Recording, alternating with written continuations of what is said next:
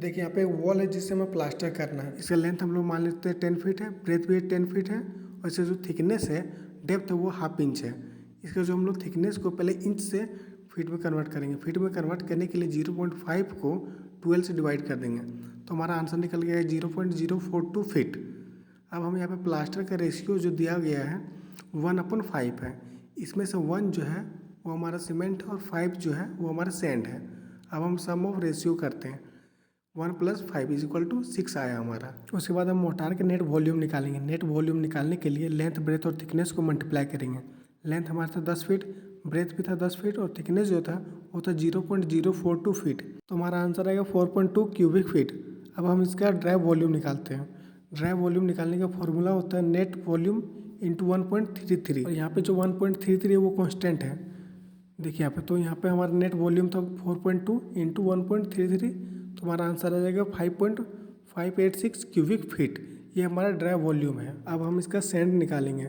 Sand निकालने का formula होता है dry volume into sand ratio plaster upon sum of ratio. तो हमारा यहाँ जो ड्राई वॉल्यूम था वो था 5.586 इंटू हमारा सैंड रेशियो जो था वो था 5।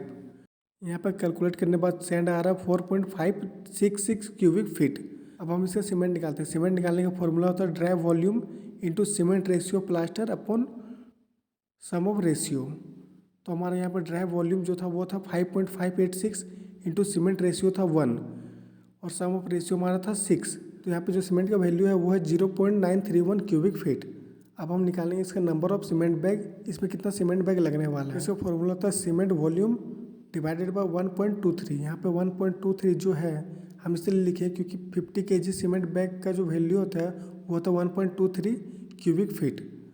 तो जब हमारे यहाँ पे सीमेंट वॉल्यूम कितना था 0.931 और डिवाइड हम लोग करेंगे 1.23, हमारा जो रिजल्ट निकल के आएगा वो आएगा 0.756 बैग।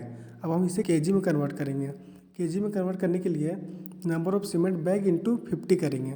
50 इसलिए करेंगे क्योंकि एक बैग सीमेंट में 50 kg होता है। तो यहाँ पे हम मल्टीप्लाई करने के बाद हमारा आंसर है 37.84 kg। मतलब ये जो वॉल है इसमें हमारा 37.84 kg सीमेंट लगने वाला है।